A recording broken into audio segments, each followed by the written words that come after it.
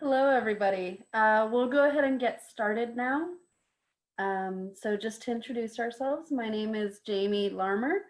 I am the youth coordinator with the Center for Disability Empowerment.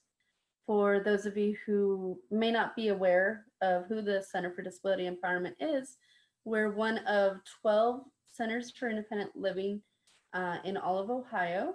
We cover Franklin, Delaware, Licking, and Union counties. Um, Basically, in a nutshell, what we do is if you walk through the door and say you're a person with a disability and you need help of some sort, we will find a way to help you out. A lot of what we do is through our 5 core services, being information and referral, peer support, um, independent living skills training, um, and I am forgetting the 5th one. Um, and the last one is transition services. There's 2 components to that. There's nursing home transitions and youth transitions. I have my coworker, Deb, here, who I believe wants to help me out here. Yep. We even have an ADA coordinator There to you go. be compliant. Yes. So that's a little bit about me and our organization. I have with me here my husband. You want to go ahead and introduce yourself? I'm William Larmer. That's really about me right there. And he'll be talking about video games. Now, he's no professional, but as I will be, we'll be talking through personal experience about online safety as it pertains to social media. And William will be talking about video games and kind of the precautions you can take, and also the dangers of what's known as loot boxes and microtransactions. We'll get into that a little bit more later. So we'll go ahead and get started with my portion first. So the pros of social media. Obviously, most of us know keeping in touch with family and friends. It's a form of self-expression. You can post whatever you want on there. Of course, you're going to get that judgment, as always, with anything you post online. So that's always something to be wary of. It's an emotional outlet.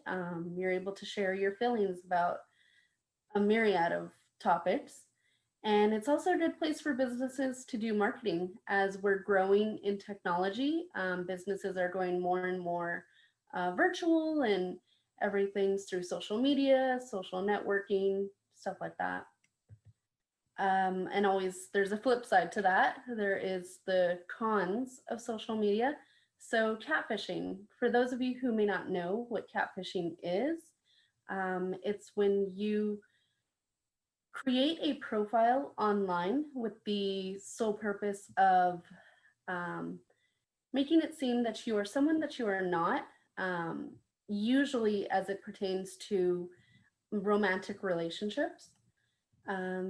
There is bullying. It's very easy for people to say whatever they want to someone when they're not looking at them in the face. So bullying cyberbullying is a huge thing. Hacking, it's as technology grows, being able to hack into someone's social media account, or now that everybody's going virtual with the quarantine, hacking into Zoom meetings is a big thing right now. Another con would be that they're time consuming. I myself, as a millennial who uses pretty much all of the social media accounts, it's extremely time consuming. I joke with my husband, once I go back to working in the office, I'm gonna have to delete TikTok because it takes up a lot of my time. Do you agree? Yeah, it eats up a lot. And it's addicting. Again, it's time consuming because it is addicting. It's very easy to get sucked into the black hole of social media. Some tips for maybe meeting people online. Again, with the age of technology, people less and less are meeting each other face to face. And are preferring to meet through that lens of virtual reality, and that lens where you have that barrier between people and you can really let yourself be known who you truly are without having to worry about someone's in-person reaction. So some tips for that would be trying to, once you meet that person online and you decide, okay, I'm ready to meet in a public place, meet somewhere like a coffee shop, somewhere where there's other people, not like your apartment or your home. Those are probably not the best places. Definitely take a cell phone with you. That way, one, you have a way to communicate with others, and two, GPS tracking. It's a way for others to keep tabs on you if you may find yourself in a situation that is unsafe. There is that. Another feature would be bringing someone you trust with you when you meet this person that you met online. Don't give anybody your home address, absolutely, unless you trust them. And tell someone where you're going and who you'll be with. A couple more tips here. Don't give your personal information. There are programs out there where you can use them as tools to block people on certain apps so that you don't get those harmful words or actions or whatever directed towards you. Create and protect your passwords so people can't break into your phone. I'm probably guilty of this, but a lot of my apps and different programs and stuff all have the same passwords, which is probably not the best idea. And if you have anything uncomfortable, any situations that are uncomfortable, keeping log of those interactions so that you're able to report the situation. And again, here's some more online safety tips here. No posting. I really want to stress, don't post personal information, anything that can reveal your home or your social security number, anything personal like that, definitely do not post. So some examples of social media accounts. Let's see here. Facebook, the big one. What are some upsides to Facebook? Social networking, friends, family, school, coworkers, support groups. All those are going virtual, and they're a way to communicate with others who you may not be able to see in person. Again, personal experience here. I moved from Texas all the way here to Ohio about 2 years ago. And having social media, let's see, oops. Oh, there we go. Having social media has been such a great thing with keeping in touch with people back in Texas. So that's been an amazing thing for me. I'm able to video call. And then the flip side, for work, I'm able to do event coordinating. A big part of what I do, especially now in these times, is event coordinating via Facebook. Everybody in the office turns to me for social media things. I guess that kind of comes with the whole being the youngest in the office. Sharing life events. I use Facebook as my my photo album, for example. Any picture that I've taken or have been sent in the past 10 years is on Facebook. Now, they may not all be public, but they're definitely on there. Instagram, a really big one with the younger folk these days.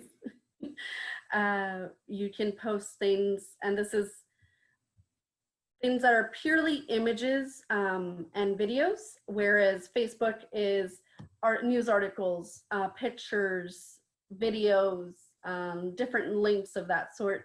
Instagram is solely pictures and videos.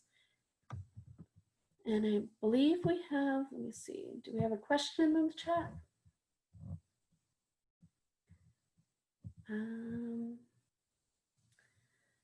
So I have here, Deb would like me to address some issues that may come up with social media. Like I said, there's a lot of good things about social media, but there are also a lot of bad.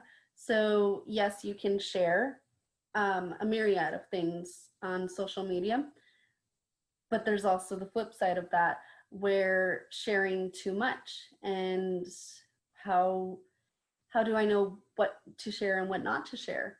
It can kind of get confusing sometimes. So parents being really aware of not only monitoring your underage kids, or maybe some of your children who may require additional support, not only monitoring what they're posting, but also recognizing what those parental controls are within social media. Or who they're talking to. Mm-hmm. Sorry if I say it loud enough. Who they're talking to. Yes, definitely. And with social media, like I said, you can post anything and everything you want. Now, a big one nowadays is sexting, and sending explicit pictures to people. So not only doing that via a phone, but also doing that on social media. That's a big one. So having that discussion with your young adults, your children, whatever you may like to call them, just recognizing that it is a real thing, and what you put on the internet is there forever. Even if you try to delete it, it is there forever. And recognizing that posting images or content of that sort very well is illegal, and there can be major repercussions for that. So going on to the next social media account, Twitter. This is one where you use your words. And again, you're using Twitter through a lens of not having to see the person on the other side of the screen and what you're saying to them. So yes, Twitter can be a great connector, but also Twitter can also be used for spreading rumors or spreading those explicit pictures we discussed, things of that nature. Misinformation, Definitely. It's just, you can send whatever you want at the click of a button. And again, there are good sides and bad sides to that. Snapchat. Snapchat is great for social media. There's geo filters where you go to one particular location and there's filters that are themed around the certain location that you're at, or you can even create your own. I know you may not know this, but I tried to create one for our wedding, and that's pretty popular. So that's the plus side of it. Now, the downside to Snapchat would be Snapchat is purely images that you send back and forth to each other, or you can post on your newsfeed and it's gone within 24 hours. Now, the young folk, they will take that and kind of run with it. And there's been so many stories of underage girls or boys posting explicit pictures or sending direct messages to maybe a significant other that are explicit pictures, and then that significant other in turn will screenshot it and send it. An example I could give of that is when I was in high school, there was this young girl at one of the local high schools who sent an explicit picture to her boyfriend. And then her boyfriend, in turn, sent it to his friend. And then his friend sent it to another friend.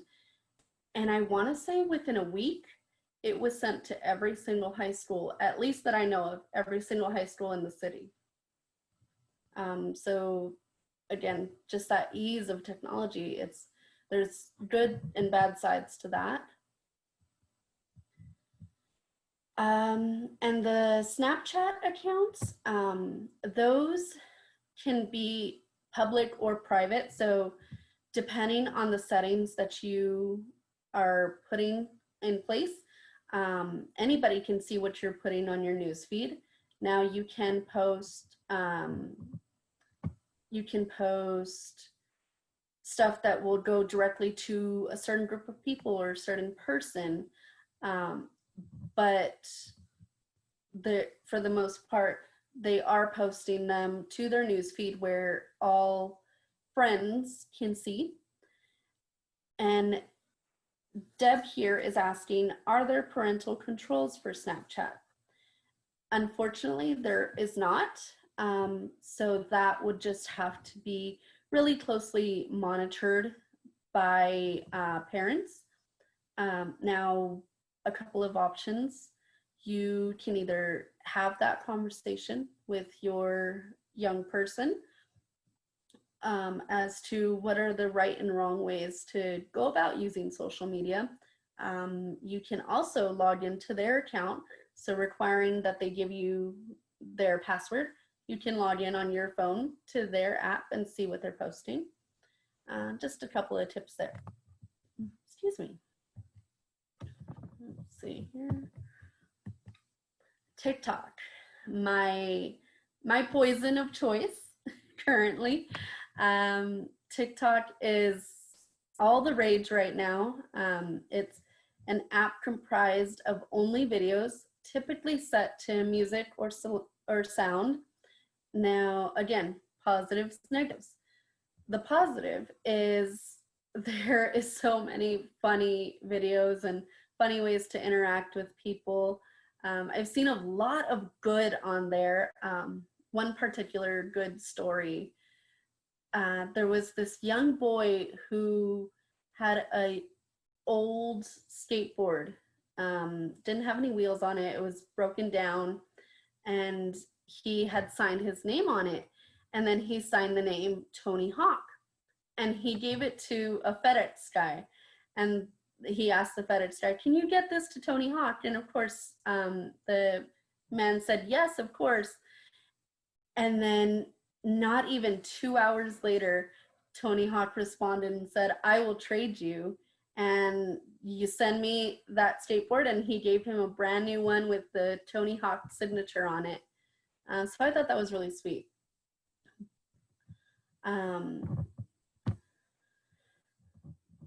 Let's see. And Deb is asking, can a TikTok be deleted once it is posted? Yes. Now, TikTok, as far as I know, and my knowledge of TikTok is somewhat limited only because I just go down the black hole of watching videos. I don't really post anything, just watching them endlessly. They can be deleted. And there are ways to have it so that your profile is private, so no one else can see whatever you're posting. But again, you can post whatever you want. Now, I know from hearing from different people on TikTok that they really monitor and they're very strict in what their guidelines are as far as what's allowed on the app. So there is that.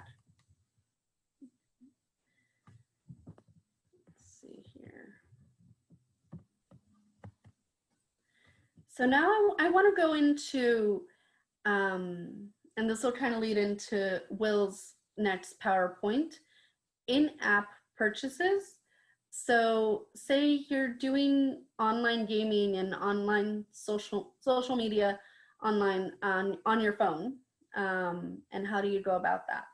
So Here are just some examples. So Twitter would be an example of a completely free app that's used for social networking, no purchasing features of any sort, not connected to any bank, credit, or debit information, just your run-of-the-mill social media app.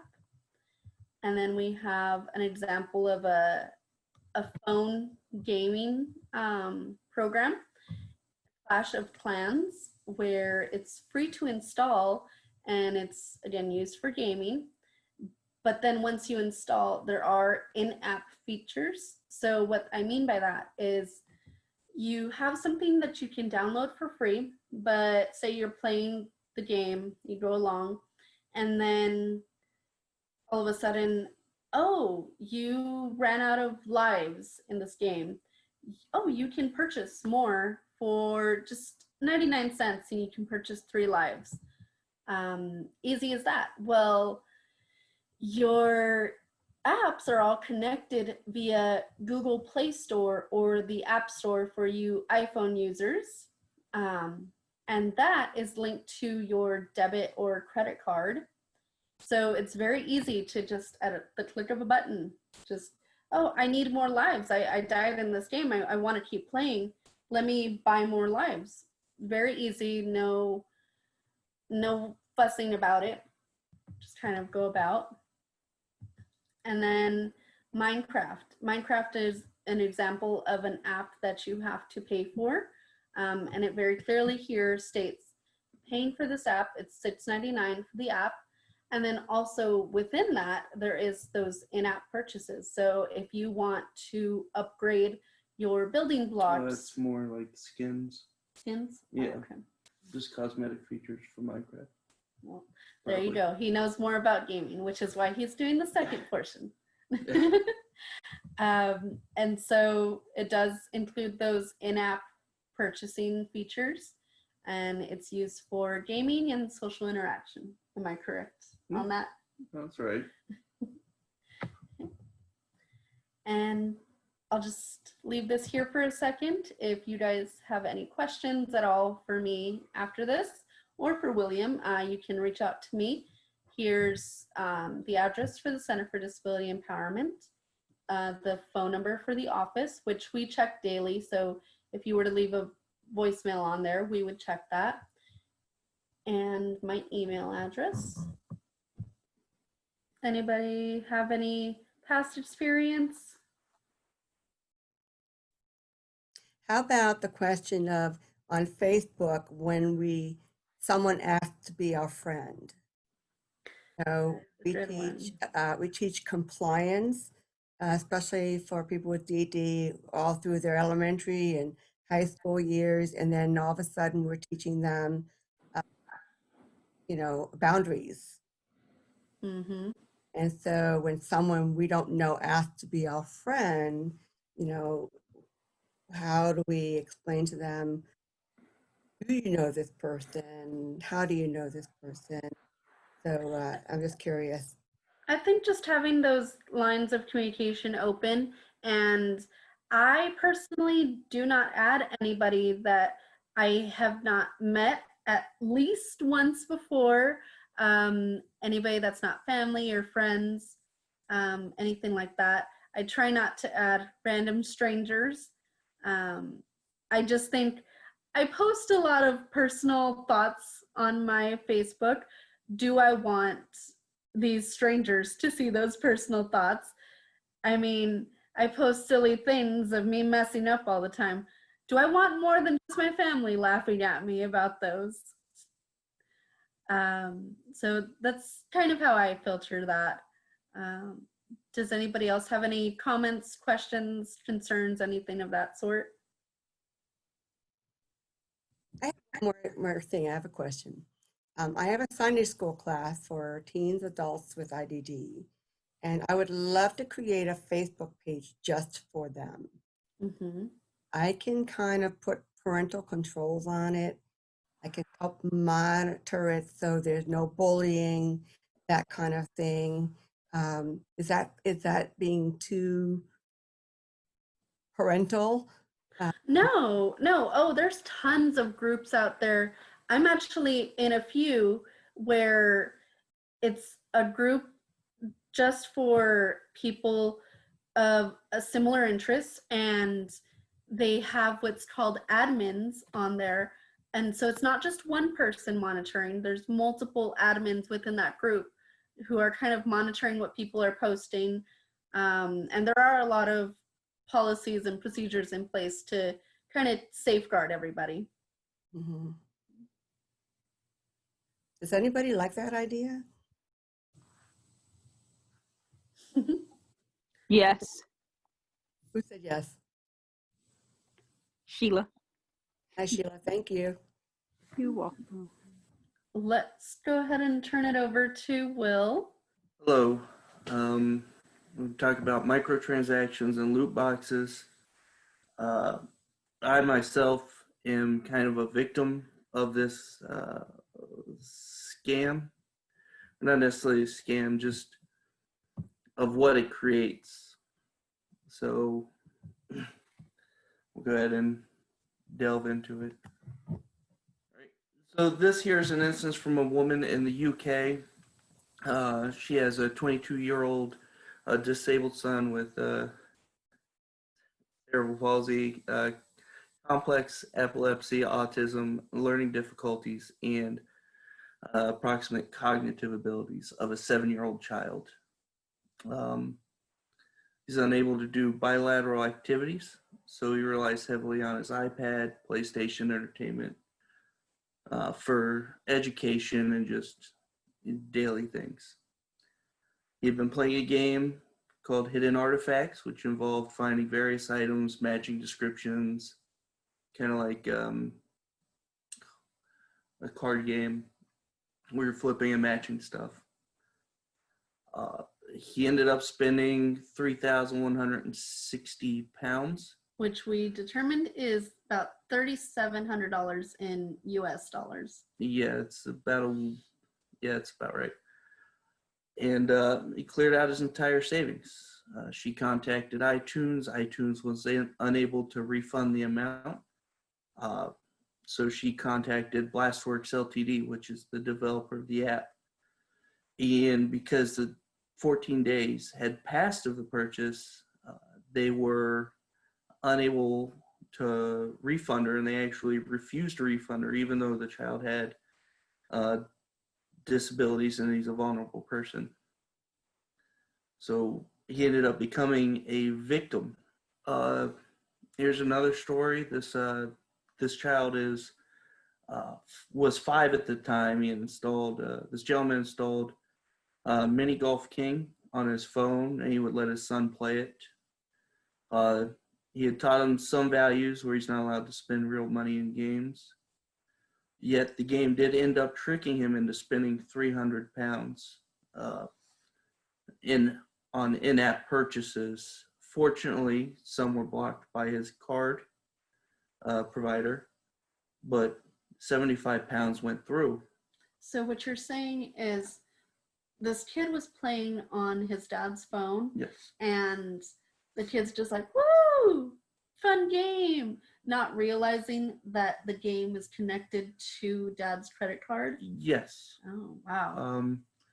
Well, it pop up with some in-game currency. He didn't understand that it was real money, even though it transitioned, even though it comes off as fake because it's within the game. The game itself is rated PEGI 3, which is a European standard, which means it's eligible for 3-year-olds and up. So the US version of that would be like with EA games. It's rated E for everyone. Yes. How they're advertised, like, woo. Yeah, Oh. E for everyone would be. Phishing, there's multiple ways, I guess. We'll back up to the previous one on phishing. It's where people will ask small questions, pretending to be someone they're not. Like they'll send an email saying, this is your bank. We'll say Chase Bank, and we were missing this information for your account. Could you please provide us with your account information? So you want to check for small details within the email on ensuring everything's spelled correctly. That actually happened to me once, kind of. So I had gotten an email from a store that I had shopped at before, but it was a return receipt email saying, thank you for returning whatever jewelry item. It was a jewelry store, and it was in Midland, Texas. Now, from Texas, but I'm not from Midland, Texas. I had never been there before. So I called the actual store and they said, you are not the first person to call. We get a lot of phone calls about people phishing for stuff like that. Just ignore the email. Don't worry about it. Don't respond.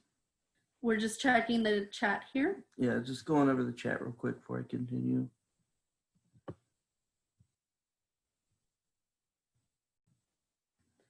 Cheryl wanted to share a story. My son ordered food from the computer with me not knowing he even knew how. 3 pizza places in one day. He stayed under $20 for each purchase. Who would have thought he could even do that? But he did. He did well that it was in our home area and not in another state. There's a 7-year-old girl who went on Amazon and actually purchased about $300 to $400 worth of Barbies and had them all delivered to her house. So instead of returning them, I believe the mother took them with her daughter to a hospital and they donated them to the hospital. Wow. So a popular example of phishing again I see is you'll see someone post, if your social security number was to tell you how rich you were, how rich would you be? And then people post like 34215, with the commas in place and so on. And then next thing you know, there's, oh, thanks for the social security number. Yeah, I've seen that before. So unless we have any more questions, we'll go ahead and continue with the presentation. Okay, so history of gaming in the 1970s, arcades were a profit margin bringing about $3 billion, which is about $9.8 billion today, which is kind of a drop in the bucket compared to what companies rake in now.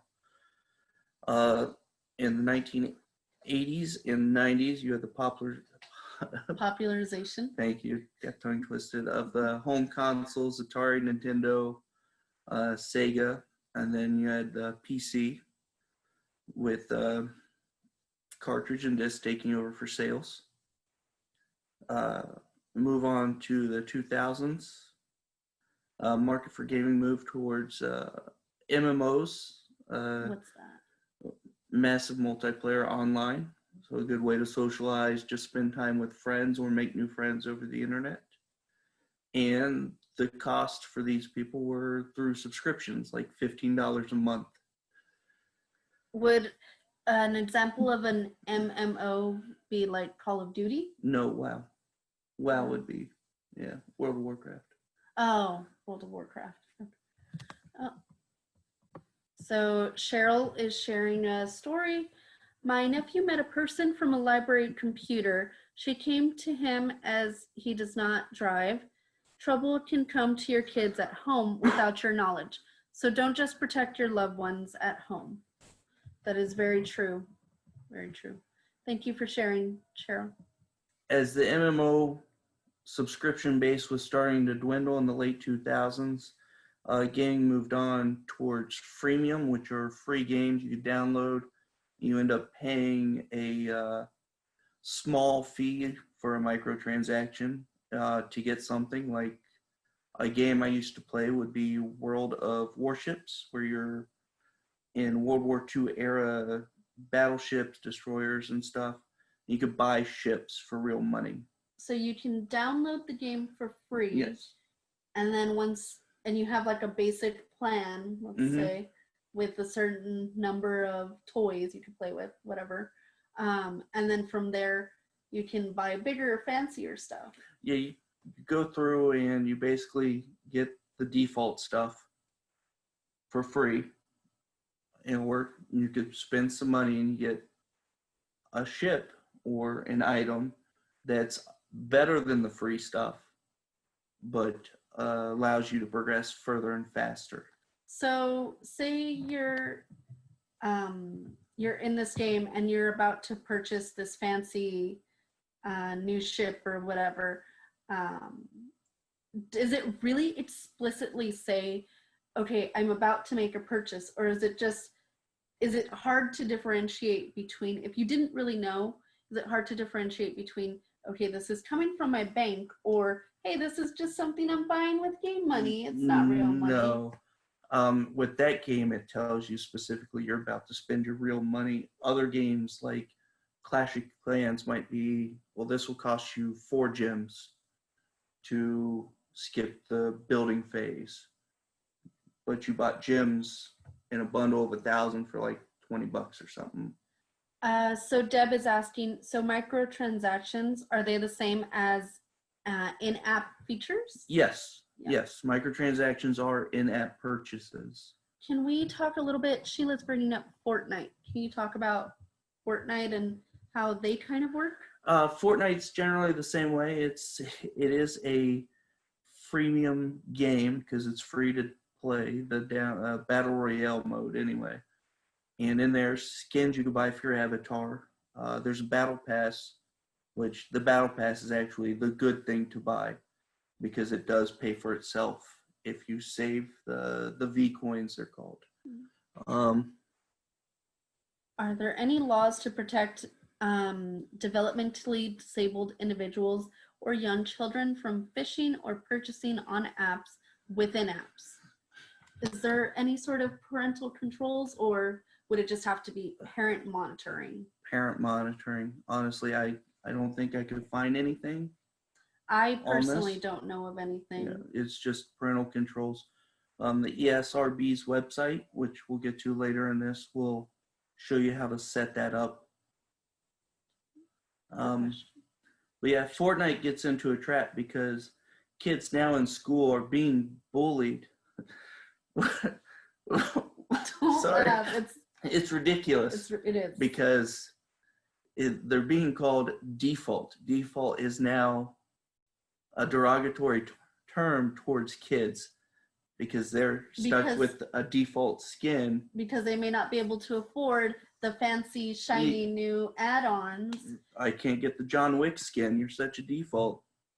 Is there a way to know what are the biggest issues of safety and technology that are current and most popular? Is anyone researching the problems our young adults are experiencing so other parents can be on the lookout? Some of this stuff a parent can't even dream of.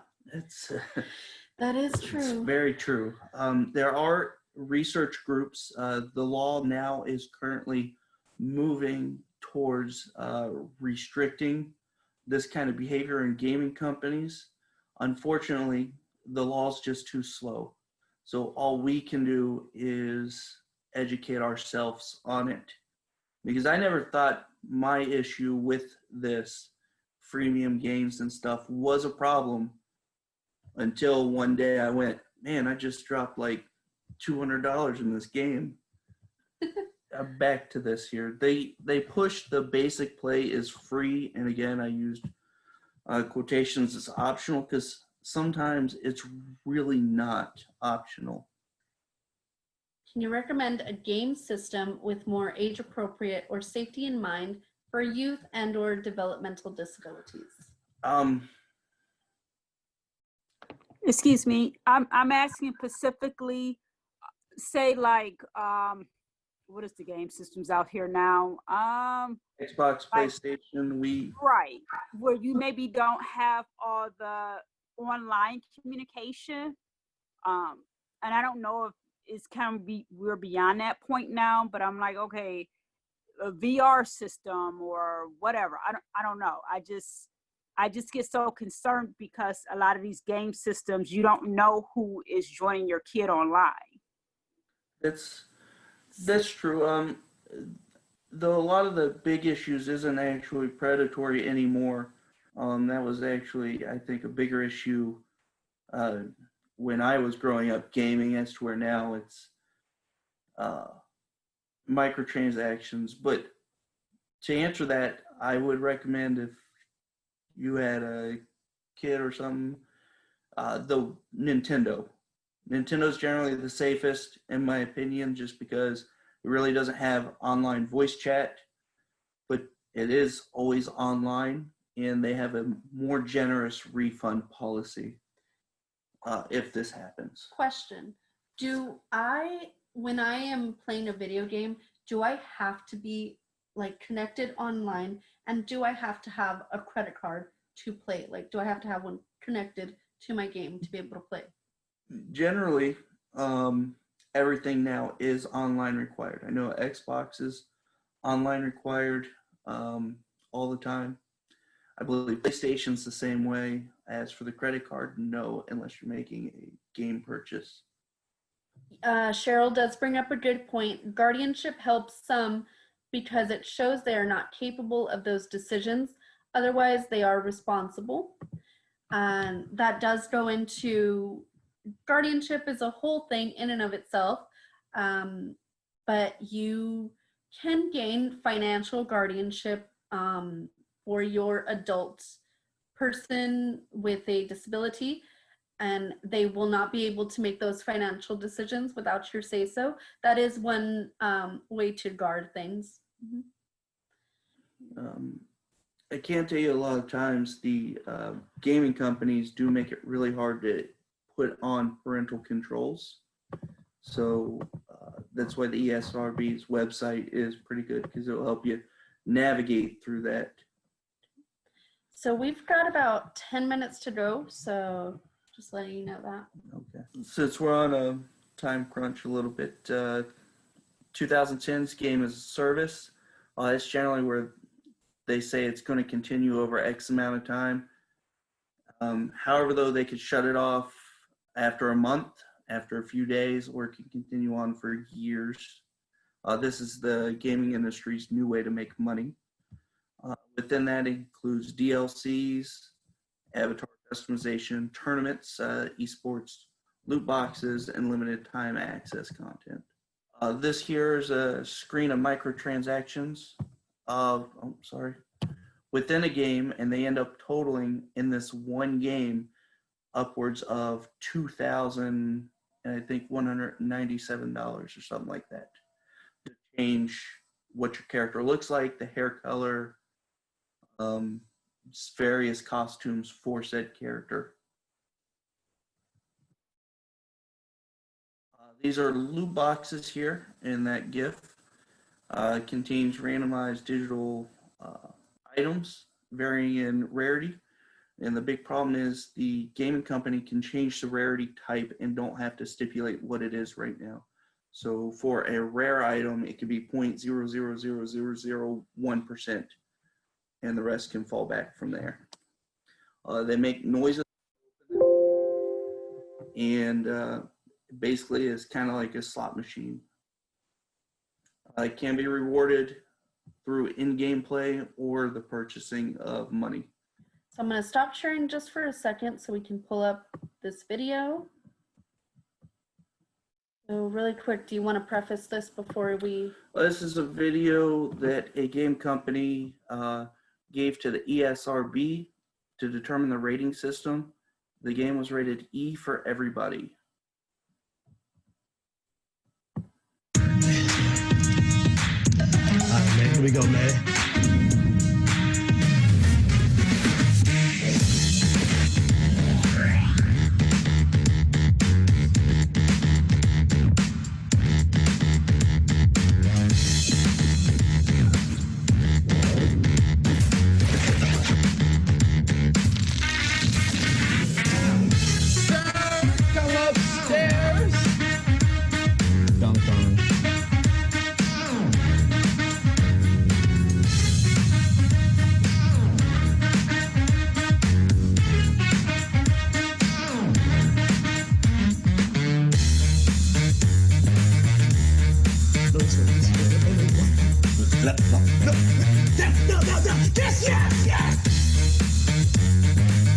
Not gonna look. Not gonna look. Yes!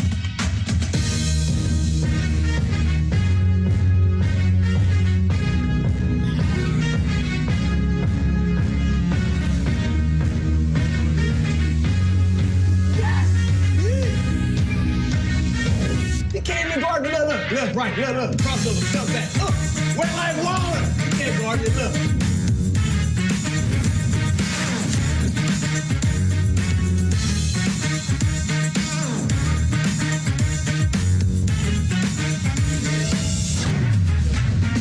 We got him. Everybody, give it!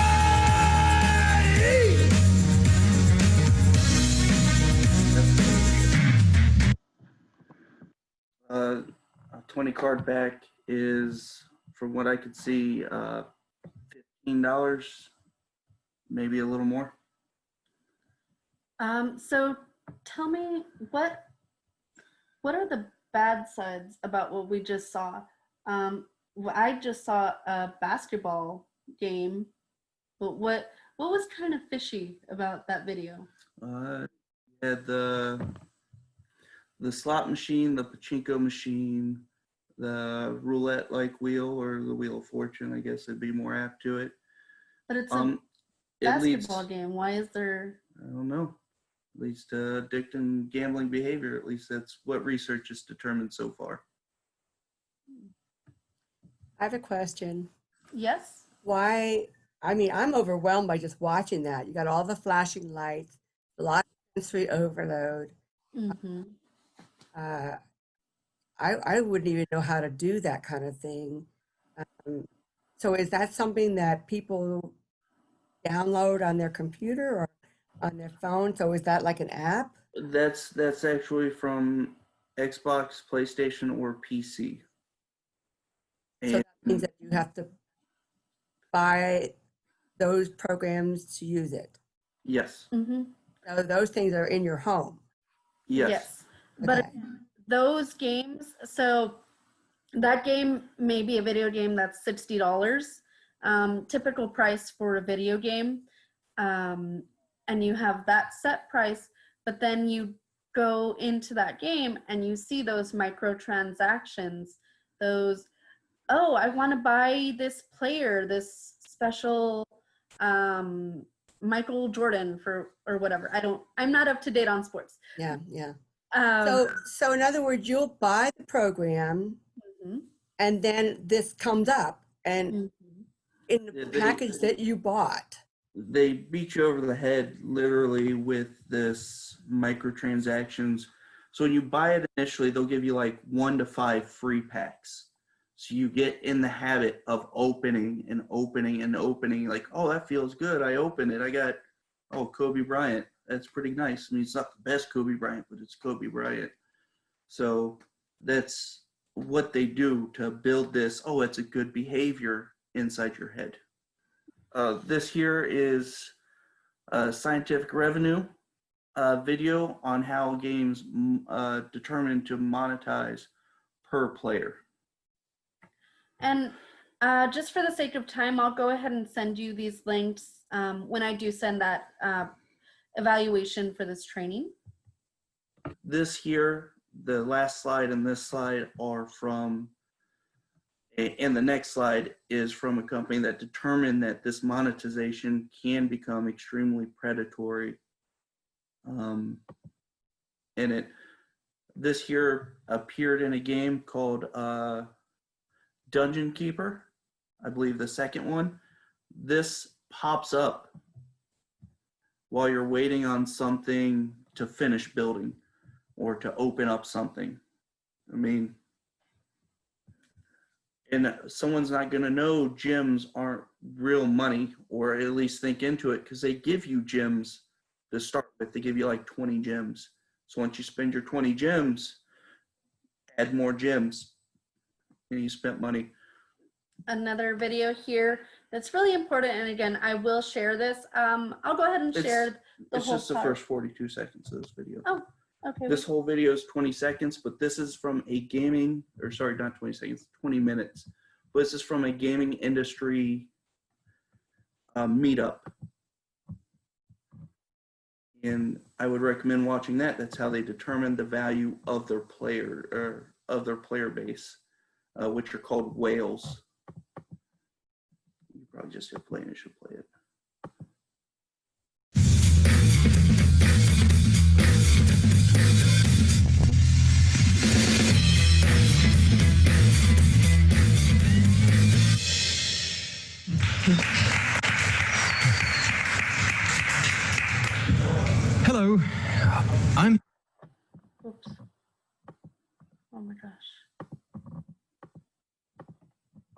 Here to talk about monetization. It's Let's Go Whaling. It is about a summary of a huge bunch of behavioral psychology. So the tricks on how to monetize a game well. Some of you will probably be slightly shocked by all the tricks I have listed here, but I'll leave the morality of it out of the talk. We can discuss it if we have time later. So let's dive right in. He's not even going to address the morality of the situation. If they take advantage, they really just don't care. The gaming industry, I believe, pulls in over $800 billion, and they're not even taxed by the government. This is a testimonial from a person. It's the weird mentality of, it's only here for a limited time. If I don't get it now, I'll never get it again. I have an incomplete collection. FOMO, fear of missing out. The game industry plays huge on this. Seasonal passes and stuff that pops up. How you can prevent this. Here you'll see the mature rating. That's from the ESRB. It'll say in-game purchases. User interactive. You got the PEGI ones underneath, which will tell you in-game purchases as well. So these are all warning labels that are on the video game? Yes, or within your app. There's reviewers. Yeah, Boomstick Gaming. He's a small channel. He tells you pros and cons and what's in the game. The Angry Joe Show on YouTube. He does the same thing. ACG. Same thing. The last two do call out the predatory practices of the gaming industry. And then these are just some tools for you, again, to look up ways to go around those parental controls and how to kind of manage what your young person is doing online, whether it be social media or online gaming. I'll go back real quick. So parentaltools.net, step-by-step guide.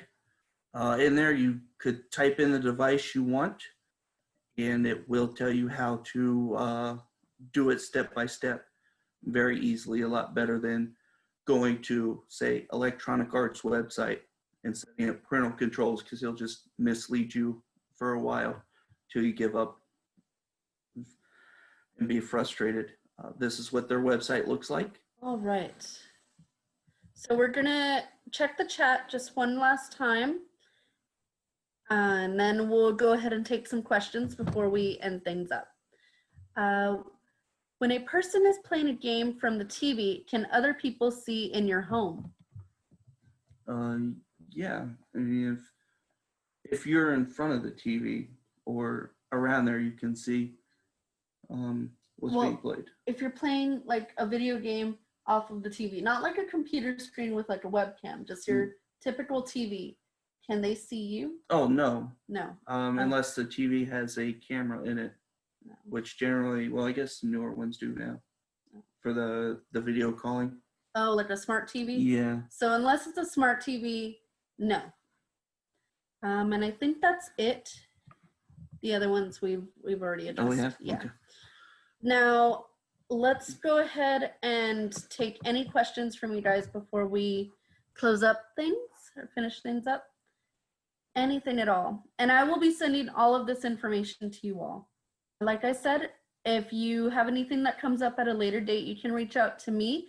My email address again is jlarmer@disabilityempowerment.net, or the office phone 614-575-8055.